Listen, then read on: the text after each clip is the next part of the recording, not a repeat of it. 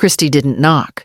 She just smiled, holding that rolled-up blueprint, like it gave her the right. "We're here," she chirped, brushing past me before I could say a word. "This layout's perfect for us."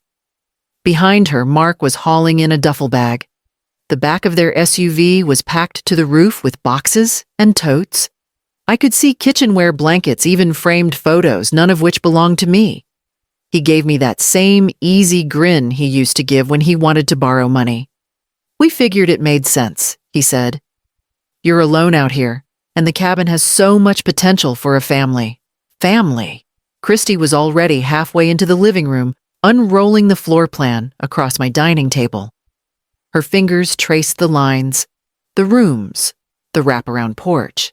"We'll make this part a nursery one day," she said, not looking up. "Plenty of sun. And this corner's perfect for our home office." I hadn't said a word yet. I hadn't been asked a question. Mark gave my shoulder a soft pat. "We'll help with upkeep. And we'll bring life into this place again. Again. As if it were dead now." They started bringing in their things. Pillows, baskets, a tall houseplant that looked like it had never seen the woods.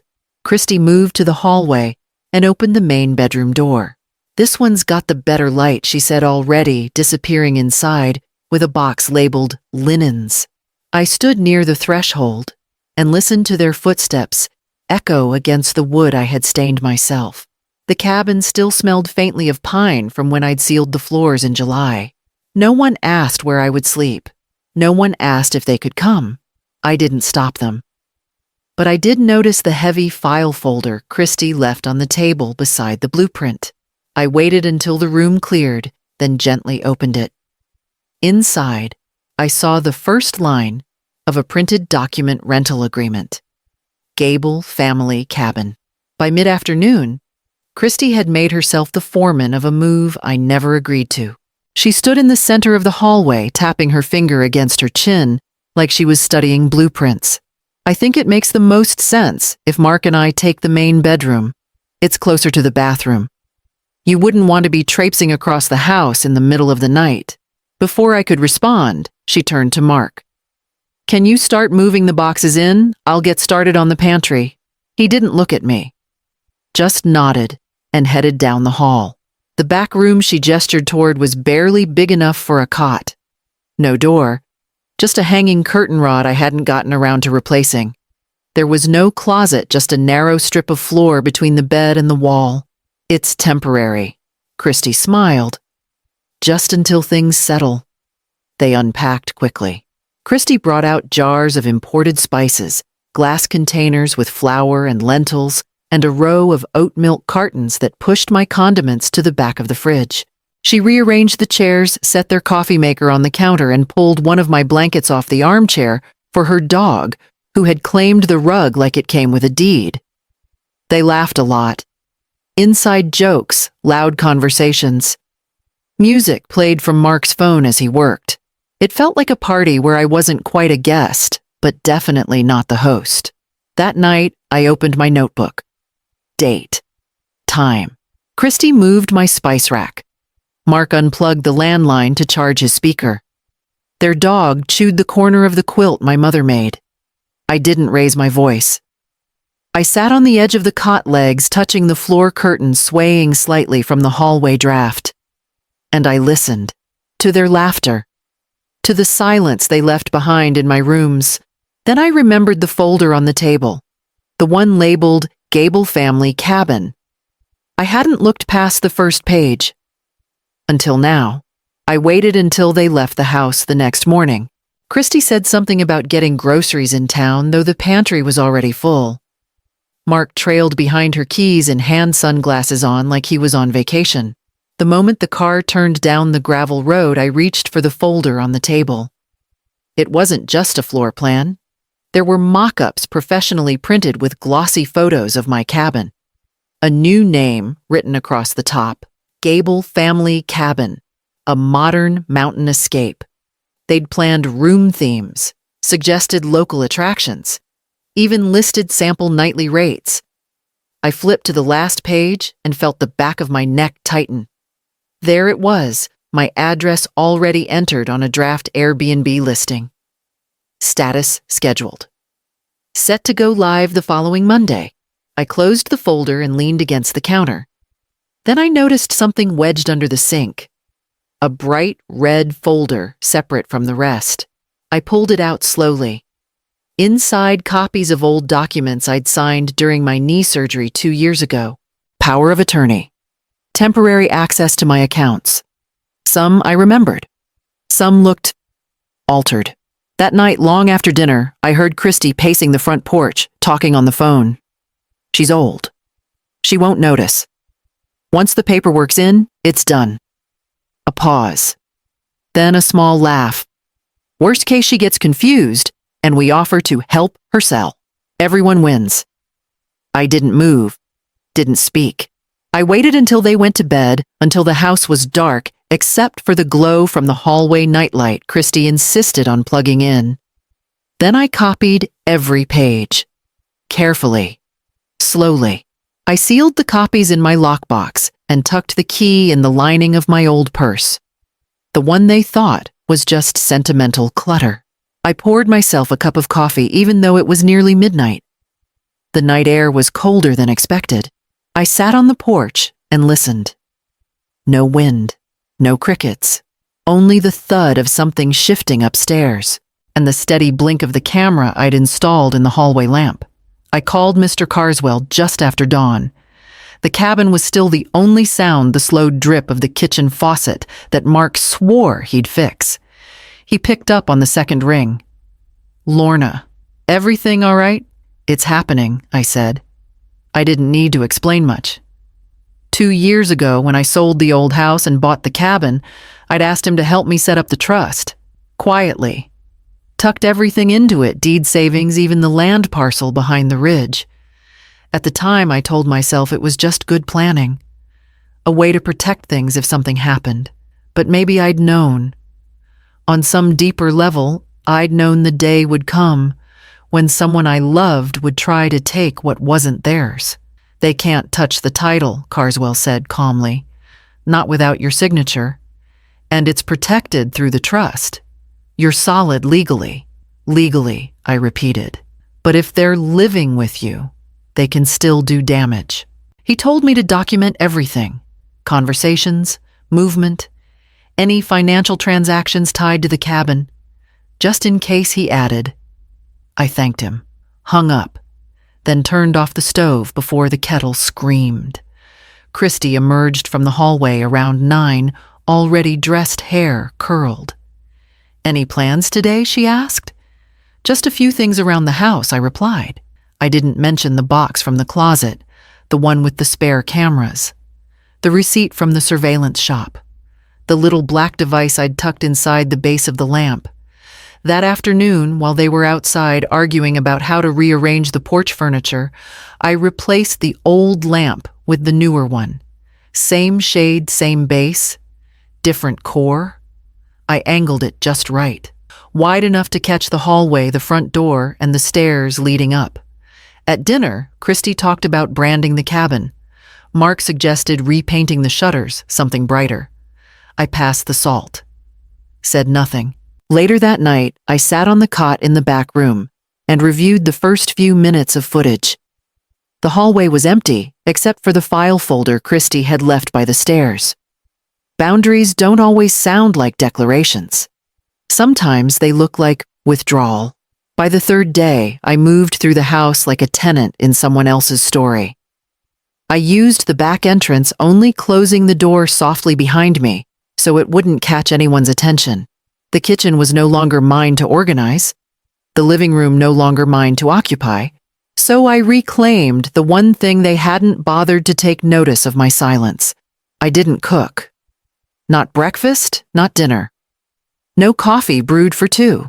No plates set out unless it was the single one I carried to the small table near my room.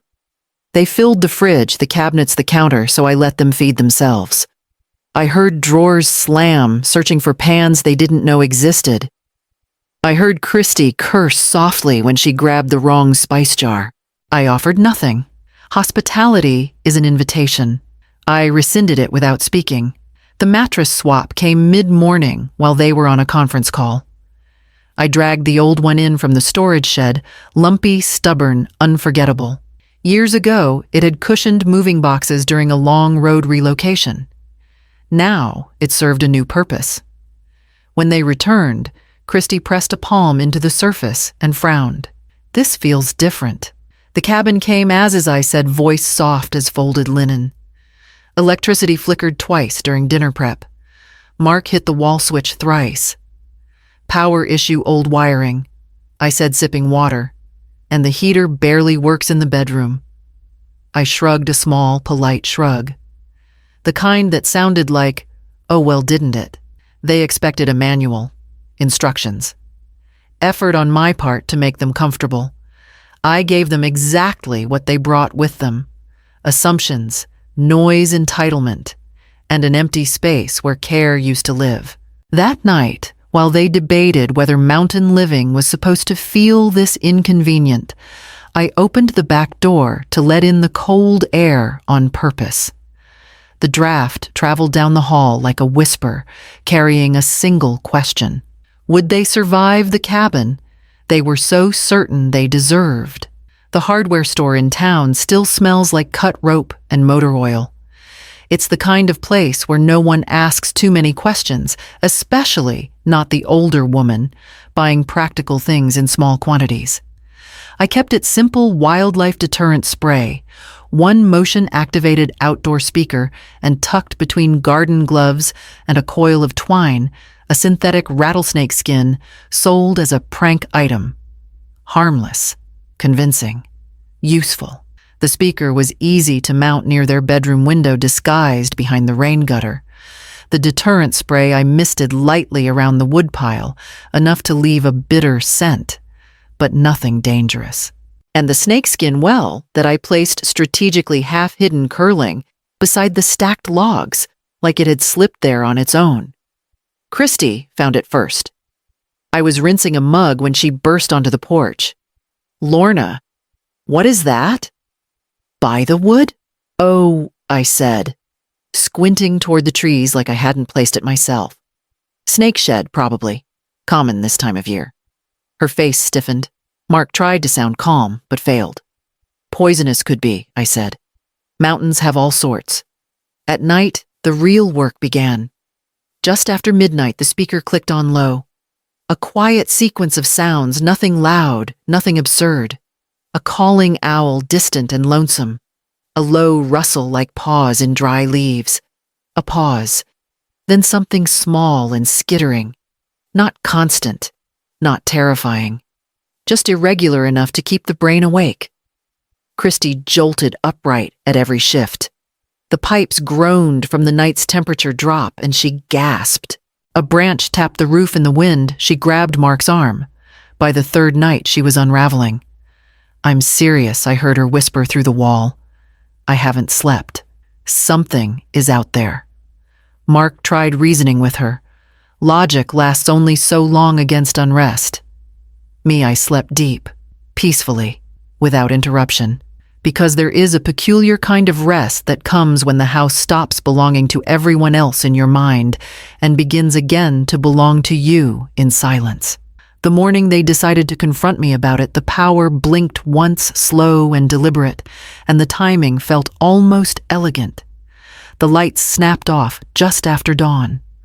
One moment the cabin was wrapped in its usual low-humming stillness, the next silence. No lamps, no heater, no hum from the fridge, just that soft, empty quiet that fills a space like a held breath. Christy let out a sharp groan from the hallway. "Are you kidding me?" Mark tried the switches. Once, twice. Useless. I didn't rush. No scrambling, no performance. I simply set down my cup. "Breaker," I said mildly. "Old wiring." Mark looked at me like I'd unplugged the sun. "Where is it?" I lifted a hand pointing toward the back of the cabin. "Behind the house. Down the slope. Little metal panel near the shed. But mind the ground gets slick in the cold." It wasn't a lie. The breaker did trip sometimes. Just never this early. Just never this precisely. He muttered under his breath, pulled on a jacket, and disappeared into the gray morning mist. Christy lingered by the counter, arms crossed. The cold seeped in fast. The heater, when it failed fully, no half measures, no gentle transitions. The air grew teeth. "Does this happen often?" she asked. "Often enough," I said. Her jaw tightened. She opened the duffel bag she'd left near the hall closet and began slipping things in hoodie socks toiletries with that darting, exaggerated energy of someone preparing for a fire drill no one else counseled. "Just in case," she muttered. I made no comment. On my way to the sink, I set a flashlight near the front door, right where they couldn't miss it. Heavy, industrial-looking, reliable, comforting. Except, of course, it held no batteries. Outside, I could hear Mark's boots struggling against the slope leaves, cracking, metal panel clanging, and a string of muffled curses that blended beautifully with the landscape. The cabin held its breath around us. Cold has a way of stripping direction from intention, which might have explained why that morning both of them began moving like people who were realizing at the same time that they didn't know the way out as well as they thought. Mark had a habit of pacing when he was on calls. Long strides from the porch to the living room, back again loud enough to announce his presence, but distracted enough to forget his surroundings. That evening, while he argued with someone about interest rates or deadlines, he left his laptop open on the dining table. Screen glowing, cursor blinking, inbox exposed. I wasn't snooping. The subject line glared loud enough to be read from the hallway: RE access to deed and asset verification, Gable property. My name was referenced 3 times. At the bottom of the chain, my lawyer's name. Carswell. I clicked nothing. I didn't need to. The preview text was enough. If competency evaluation proceeds, deed transfer can be initiated. Family petition holds more weight when medical records support cognitive decline. My chair legs made no sound when I pulled it out. I sat. Read. Slowly. They weren't just trying to live in the cabin. They were preparing to prove I couldn't live without their help. Legal language sanitized and smiling, designed to strip autonomy without ever raising a voice. I grabbed my phone under the table, thumb steady. 1 photo. 2. 5. 10. Every relevant line captured. Sent to Mr. Carswell without commentary. His reply arrived 47 minutes later. They're preparing a false competency claim. Do nothing. We move quietly. Quietly. I almost smiled. When Mark shut his laptop and finally noticed me, he offered a casual, weightless, "Everything good, fine," I said. That night while they slept, I walked the length of the hall to what used to be the guest room, the one they had claimed before even greeting the house. The door was ajar. Their bags, still half-packed shoes scattered like punctuation marks of haste. I cleared the pillow. Laid down a printed copy of the email Carswell sent. Neat. Centered. In bold black ink that required no explanation. Then I shut the door gently, the click small but absolute, like a sentence meeting its period. By morning, the house would shift again. But the balance of power already had. Christy was always up before Mark, but not usually that early. I heard her footsteps, sharp, agitated, moving through the hall, before the kettle even had a chance to warm. Then the pause. The inhale. The unmistakable rustle of paper. What the hell is this? She didn't say it loud. She said it low, like someone who'd been caught reading a truth she could no longer argue with. Mark came stumbling out of the room seconds later, shirt-wrinkled, phone still in his hand. What happened? She knows. She knows Mark. I didn't have to listen too hard. They weren't whispering anymore. Christy's voice cracked through the walls like a broomstick against drywall. This place is toxic. She said it with finality. Not rage, not drama. Just certainty. The kind you can only muster when you know you've already lost and are trying to pretend you never wanted it in the first place. Mark followed her, dragging 2 half-packed bags, one still open at the top. a hoodie trailing behind like a tail. They didn't slam the door. They didn't yell goodbye. They just walked out. The sound of the car rolling over gravel echoed differently this time. Not like guests leaving, like something uninvited being pulled back by its own weight. I waited until the dust had fully settled, then stepped outside and locked the gate. Not with the flimsy chain they'd once used to prop it open, but with the heavy latch I'd installed months ago. Back inside, I sat at the kitchen table and took out the envelope where I'd kept all the copies. Trust papers. Title deeds. Carswell's email. Their printouts. I flipped through each page slowly. Nothing had changed, but everything had. When the kettle finally sang, I poured the tea and let it sit too long. It cooled before I remembered to drink it. When I did, it tasted like boiled water and dust, but the room was still again. Stillness without tension. Silence without listening for the next insult, the next footstep, the next assumed right. I opened the window to let the air move. 3 days. No calls. No messages. Not even a lazy text pretending to check in. The quiet stretched, not hollow, not sharp. Just there. Solid. I walked the edge of the property with my old leather notepad in hand, checking the posts along the fence, circling spots where the soil had started to pull away from the foundation. Wind had warped one of the shutters on the north side. I wrote it down. No sighing, no urgency. Just things to do now that the space was mine again. Near the shed, something caught my eye, a cardboard box tucked behind the stacked crates. Damp at the corners, sagging slightly from the cold nights. It wasn't mine. Inside a photo frame with no picture, a scented candle labeled Vanilla Amber, and a navy hoodie with Mark's name stitched faintly along the tag. They must have packed in a hurry, or maybe they thought they'd be back. I didn't hesitate. I carried the box to the firewood rack near the back porch and slid it into the donation bin beside the bundled blankets I'd meant to drop off last fall. I didn't check the phone. I didn't wait for a knock. If they remembered it, they could come looking, but I wouldn't be waiting at the door. I had no speeches left to give. No motherly grace to extend to people who'd already drafted the paperwork for my erasure. The house creaked softly that evening, settling into its own frame, like a body relaxing after a long, braced silence. I swept the porch, refilled the bird feeders, set the porch light on a timer. At some point, I caught my reflection in the front window. Not hard, not soft, just there. The wind picked up, and inside the only thing left burning was my own heat.